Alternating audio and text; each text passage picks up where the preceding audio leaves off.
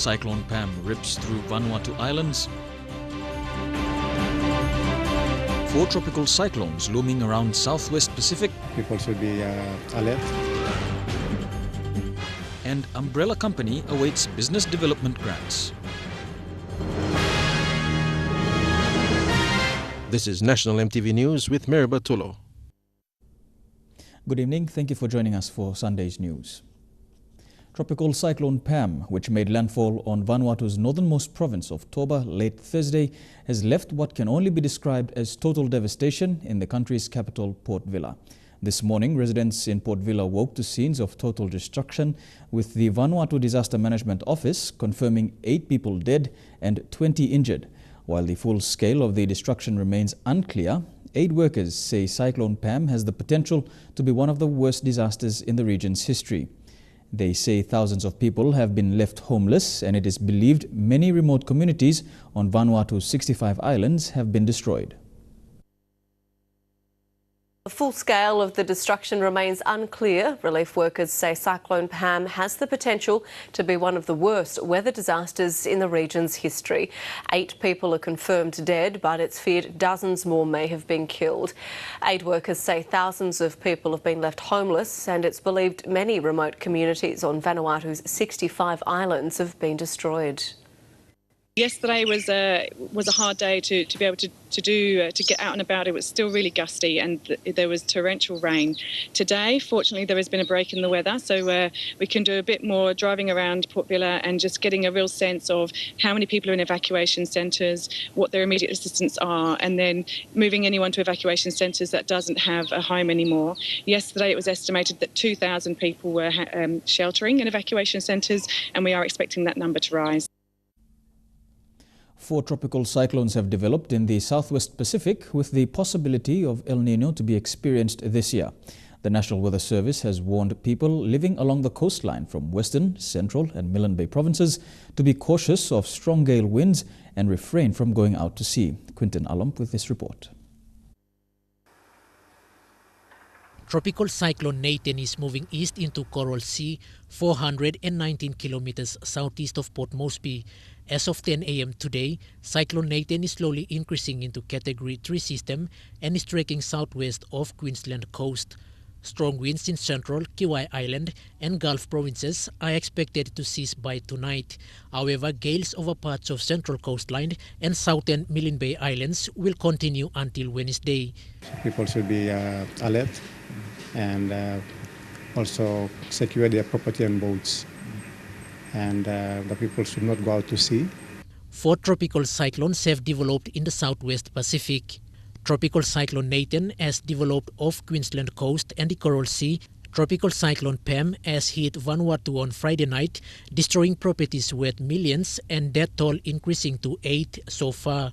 Tropical Cyclone Bavi has developed just over Manus province and is moving towards China and Japan, while Tropical Cyclone Alwyn has now dissipated. National Weather Service Assistant Director of Forecasting and Warning Center, Jimmy Gomoga, says this condition can lead to a possible El Nino. Especially in the Western Pacific, when we have more tropical cyclones forming in the Western Pacific, they set up the environment for El Nino to actually occur. Meanwhile, the weather expert says heavy rain will continue this month. So far, rain has caused damages to food gardens and road infrastructures in many provinces, forcing local MPs to request the national government for assistance. The rain is also slowing down construction work in some of the 2015 Pacific Games venues. Quinton Alomp, National EMTV News. The collapse of the Downder Bridge in Vanimo has raised more concern from locals. They are now calling on the national government to do away with low cement bridges and build high permanent bridges on the PNG Indonesian border to Vanimo Highway. These pictures uploaded on social media shows the struggle of the West Coast people of Vanimo, West Sepik Province. During times of heavy rain, they face this problem, a problem that has not been solved for decades. After the collapse of the Downder Bridge that connects the town to the PNG Indonesian border, other low cement bridges along the West Coast Highway is in need of upgrade. These bridges are easily covered by heavy flooding, making crossing impossible for travelers.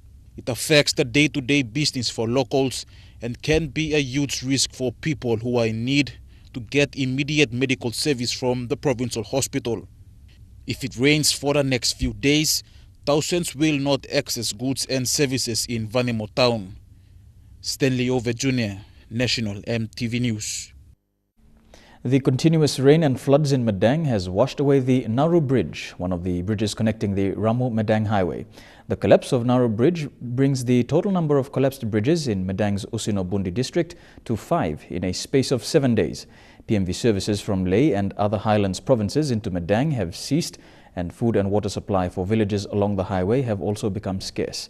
Education, communication and health services in the district remains disrupted, making this one of the worst natural disasters for people in the Usino-Bundi electorate. The other collapsed bridges are Dumpu, Sausi, Asas and Kesawai. Internet users around Papua New Guinea are experiencing slow and ineffective data transfer because the current fibre cable managed by Telecom PNG has reached its capacity. PNG Data Co Limited Chairman Ruben Kautu says they are now in the process of building a new internet submarine cable called the Melanesian cable.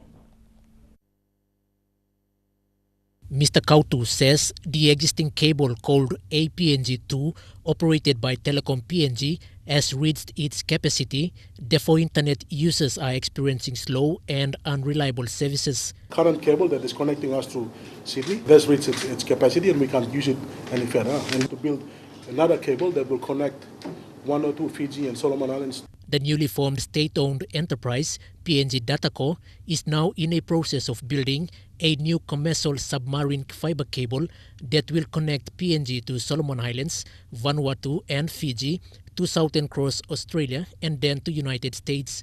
Mr. Kautu said the PPC-1 submarine cable that runs from Hawaii to Guam and down to Madang has a bigger capacity, but they are unable to use it because of some arrangement between Telecom and the previous investors that failed to provide a link. However, he said work is now underway to connect that PPC-1 cable to all islands provinces that will link to the existing LNG cable operating in Ides. PNG Data Co Managing Director Paul Comboy said the Melanesian submarine cable will kick off later this month. With this fiber thing over the PNG power transmission line, we'll be able to offload accessibility through those schools, through the hospitals, through the various institutes of the government agencies, so they can be able to access internet very quickly.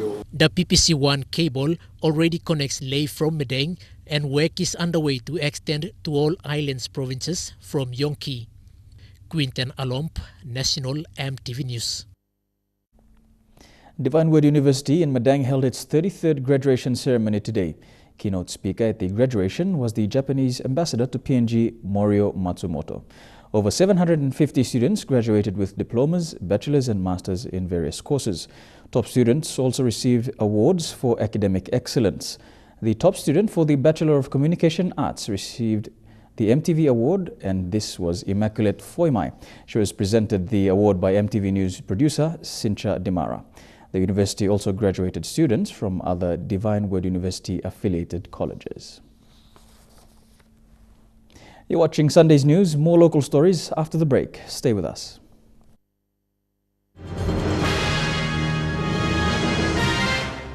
Welcome back to the news. Stanley gas landowners through umbrella company Stanley Resource Holdings are yet to receive their business development grants. Umbrella company executives say they have completed and followed all procedures but are awaiting instructions for the Treasury Department to release these development grants. They were also concerned why 15 million kina was to be released out of the allocated 30 million in BDGs. The executives of Stanley Resource Holdings, the recognized umbrella company, were frustrated that it's taken so long for the Department Secretary for Commerce, Trade and Industry to write a letter to Treasury for the release of the business development grants. With October set for Talisman to start work, they fear they may miss out on contracts with the developer of Stanley Gas project, Talisman Energy. And the directors were all registered through IPA. And all the requirements to run a company in Papua New Guinea, we have all the requirements. Insult to landowners You're going ahead and assessing landowners who are handicapped while the government is holding on to the BDGs, and that is injustice. We don't want to be marginalized for not having access to business development grant. Another concern raised by the landowners is that they want the 30 million kina allocated by the government as business development grants to be given to them and not to be divided equally with the Fly River provincial government. Fly River provincial government, which Fly River provincial government doesn't have a business arm. So that full 30 million must be given to the landowners. The executives presented all documents showing the legality of the umbrella company and even a letter from the Minister for Trade, Commerce and Industry, Richard Maru, to Treasury to release the 15 million kina. However, they say the delay lies with the Department Secretary for Commerce, Trade and Industry to write another letter to instruct Treasury Department for the release of business development grants. They say if nothing happens this week, they will take legal action. However, Secretary for Trade, Commerce and Industry John Andreas this afternoon confirmed that he is aware of the situation. However, due to objections from various stakeholders on the ground, the department will conduct another meeting to align the legitimacy of Stanley Resource Holdings, and after March consultation will declare whether the umbrella company remains as umbrella company or not. Bridget Komatep, National EMTV News. The last leg of the Youth Regional Consultation Workshop has ended, but the fight to give hope to youth in the country is far from over. Acting Director General of the National Youth Development Authority, Norit Luyo, says the authority wants to work with provincial governments to roll out support programs. Mr. Luyo says alarming numbers of youth are now left roaming the streets, and that number is growing every day. We are now increasing our efforts to talk to the Mr. Luyo told participants that youth must be now the center of all levels of government and church-based organizations. Luyo said the National Youth Development Authority is now on a mission to roll out beneficial and life skill trainings through the youth-friendly center concept. It's a concept that we wanted to coordinate and bring together young people together and provide some avenue so that young people can source assistance from. And so we wanted to create a home and haven for young people. The Acting Director General says the inclusion of youth must be taken seriously as an alarming number of youth drop out from school with no attempt to further their education. We can all come up with something that we can try to address our concerns facing our young people in this case. Participants from Southern Region provinces attended a 3-day workshop calling for districts and provincial governments to support, empower and upskill youths in the country. Public servants, we are the implement agencies, we are the delivery agencies, and many times we stop. In most of our government policies, developments, youths have always been taking a back seat, and therefore it is a concern for us. NYDA will be conducting similar workshop in other regional centers around the country. Jagla Pave Jr., National EMTV News. The lack of youth involvement in government policies and empowerment is because of the outdated Youth Act. Acting Director General of the National Youth Development Authority, Norit Luyo, says the Act is now under review. He hopes this move will help guide and give prominence to youth in the country. An act that was not working and operating, and so we decided to review that act and give some prominence to the organization, as well as bringing the importance of youth to the government itself. The Coffee Industry Corporation's program to help coffee farmers replace trees to ensure quality is maintained in the next 20 years has begun in Tuave. It was launched by the Agricultural Minister, Tommy Tomskol, on Friday. The program follows research done by the Coffee Industry Corporation senior researcher, Dr. Mark Kenny, who explained that the farmers need to replant trees to ensure PNG maintains its 1% share of the world market. Though Papua New Guinean coffee has made a small presence in the world, making 1% of the world's share of the market, The beans are of the finest quality, rich in flavor and aroma. The program being carried out by the Coffee Industry Corporation aims to maintain the quality of yield coming from a single coffee tree throughout Papua New Guinea. CIC's senior researcher Dr. Mark Kenny explains that trees that yield over a kilogram of coffee beans have gradually declined. In time, it could go as low as 5 grams if nothing is done. If we lose that 1% of the market, then 50% of our population will be affected. Among CIC's many intervention programs to help coffee farmers, there is the nationwide nursery program that aims to introduce new coffee trees to coffee growing areas. Farmer Training and Extension Manager Mate Labun said the nursery program will be introduced in coffee growing districts throughout the country for farmers to work with the CIC and new district authority. To increase production as well, we have to plant new seedlings, so there is a guarantee we will actually see increase in production. Mauro Village in Chuave district is one of the first places where farmers are receiving government-funded plants to replant into their coffee gardens.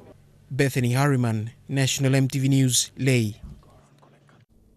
Lae's Engau Memorial Hospital physician Dr. Kathy Timothy says tuberculosis is one of the leading illnesses causing admissions at the hospital. It comes as the government focuses on combating TB in the country. Dr. Timothy said funding still remains a problem in the fight to treat patients coming from rural areas within Morbe.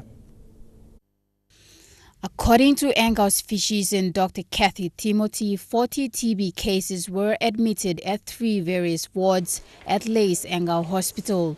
Of the 40, she says 29 patients are under multi-drug resistant TB cases and the others under chronic conditions.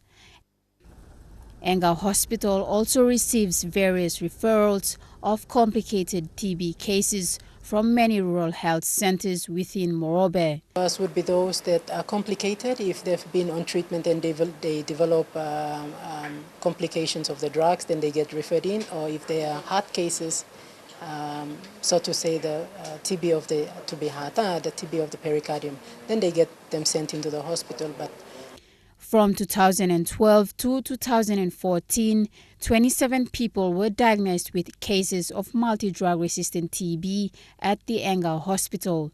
This year, 2 cases of multi-drug resistant TB were reported. All the TB admissions at Engau spread out to 3 different wards at the hospital, the TB ward and 2 other wards. At the moment, the funding, I should say, should be adequate. I think it's just some areas within the hospital facility and the other health facilities that may not be doing enough, and that is why TB program is getting out of control. But as the government continues to move towards the fight against TB in the country, health professionals say political involvement remains their health strategy that's aimed at sustaining their facility and infrastructure needs. For Engau Hospital, it is in need of more TB facilities to screen TB patients. Colin Barilai, National EMTV News, Lae. You're watching National EMTV News. Trukai Sports is next. We have NSL, Off-Season Rugby League and more. Details after the break.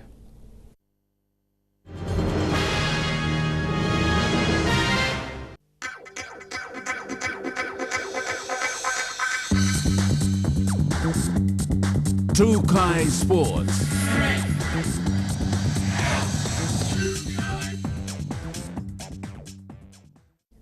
Welcome to Trukai Sports. With 32 teams in the competition, the Hohola Off-Season Rugby League is one of the few rugby league competitions in Port Moresby that is constantly involving local homegrown talents. The competition is gaining popularity each year and is turning a few heads in the PNG RFL. Some of the Hohola Off-Season League players have been scouted to play in the Digicel Cup competition.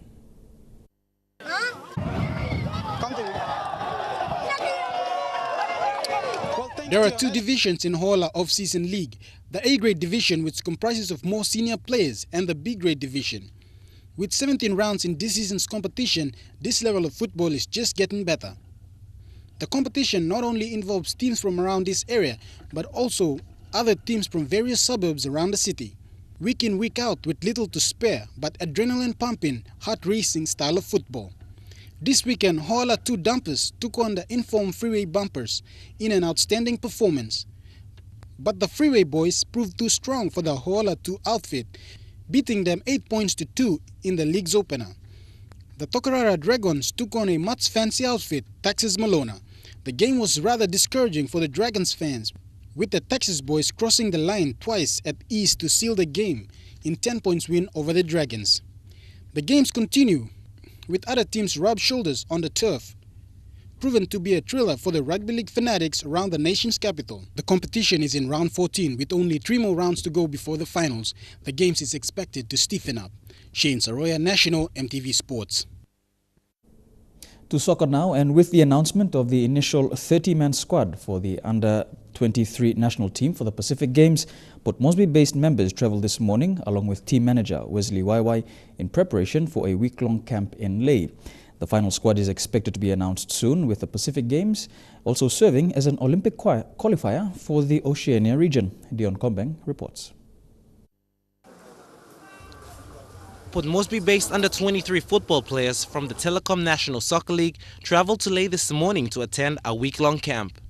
The training camp will be used to finalise a squad for the national football team to represent Papua New Guinea at the 2015 Pacific Games. The initial 30-man squad is packed with NSL talent, with Besta and Hekari providing the largest contingent and Lae City dwellers with one. Team manager Wesley Waiwai says following the training camp, the team will play in friendlies in the lead-up to the July Games. Everybody's playing for a position, so in the camps they've got to impress the technical team, which is made up of the head coach and the assistant coaches, the goalkeeper coach. So yes, because at the end of this camp, at the end of the month, from the 24th to the 30th, the team travels on the 24th and comes back on the 30th playing friendlies in Honiara and Solomons. So everybody's, they need to start to impress to be selected. One of the players hoping to be selected in the national under-23 team is Hekari United's goalkeeper Ishmael Pole. Okay, hello. Silo, we blow me like best team all stop finish the camp. I mean all stop together and all training and plenty under-23 stay inside. If you look at them, most lo team all best mangi. So like me all mangi just go inside lo fit in, but like me are confident all look at me best lo team lo pom. That's why all see me go inside lo because some country me plan. Pole did not feature in Hekari's big 6-2 victory over Oro and will have to fight hard for a spot in the squad, with FC Port Moresby's Charles Lepani currently in scintillating club form.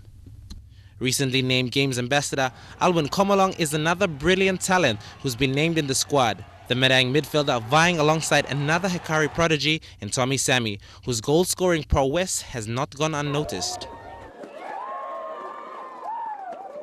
The team begins training on Monday under new coach Ricky Herbert following the dismissal of Winton Rufer. Dion Kombeng, National MTV Sports. That's all we have for True Kai Sports tonight. The weather details up next. True Kai Sports.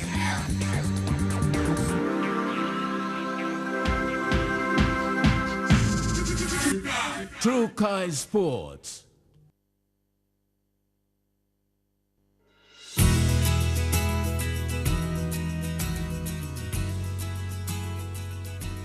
Taking a look at the weather forecast for tonight and tomorrow in the southern region, monsoonal rains and storms. In the Momasi region, isolated showers and areas of rain. To the New Guinea Islands, isolated squally showers. And in the Highlands region, areas of rain and morning fog. And that has been the news, sports and weather for today from the MTV News team. Pleasant viewing. Good night.